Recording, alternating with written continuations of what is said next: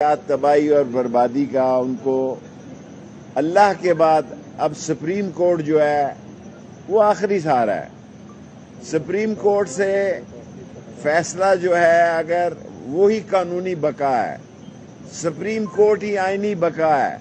तमाम कान खोल के सुनने कि अगर सुप्रीम कोर्ट का फैसला ना हुआ तो कुछ और होगा, तुम जलील और रुसवा हो जाओगे। ना तुम्हें IMF से मिल रहा है, ना तुम्हें UAE तुम्हारी तरफ देख रहा है, ना सऊदी अरब देख रहा है।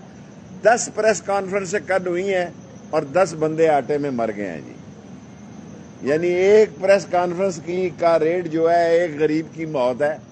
ये नालायक है, नाअहल है, ये पार्टिसिपेट क्या खाक करेंगे। असल मसला कह के आपसे इजाजत चाहता हूँ।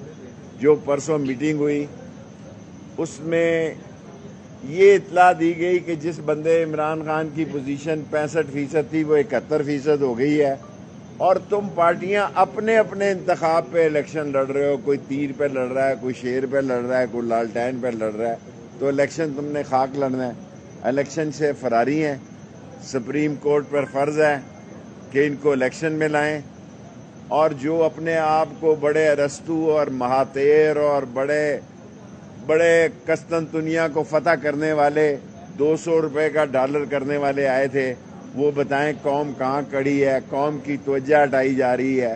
IMF खत्म हो गया, IMF तो खत्म हो गया, जिनेवा डोनर कॉन्फ्रेंस से भी आपको कुछ नहीं मिल रहा। मुल्क डिफॉल्ट होने की तरफ जा रहा है।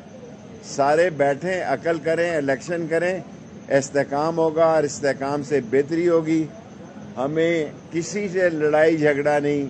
अदारे हमारे हैं, फौज हमारे हैं, अजीम अदारे हैं, लेकिन पाकिस्तान बचाना और सुप्रीम कोर्ट के फैसले पर अमल करना सबका काम है। इंशाअल्लाह पाकिस्तान बचे। शेख साहब, राना सनाउल्लाह साहब वज़ीर दाखिला हैं। राना सनाउल्लाह पागल हो गया, इसका दिमागी टेस्ट कराओ। इधर जो पागलों का अस्पताल है ये टोक खब्बे के आगे, किसी आला अखबार किसी उसे आला अस्पताल ना दिखाना, उसका स्टैंडर्ड फैसलाबाद ये टोक खब्बे के आगे वाला है। उसका दिमागी तवाज़न कराओ, वो खाना जंगी कराना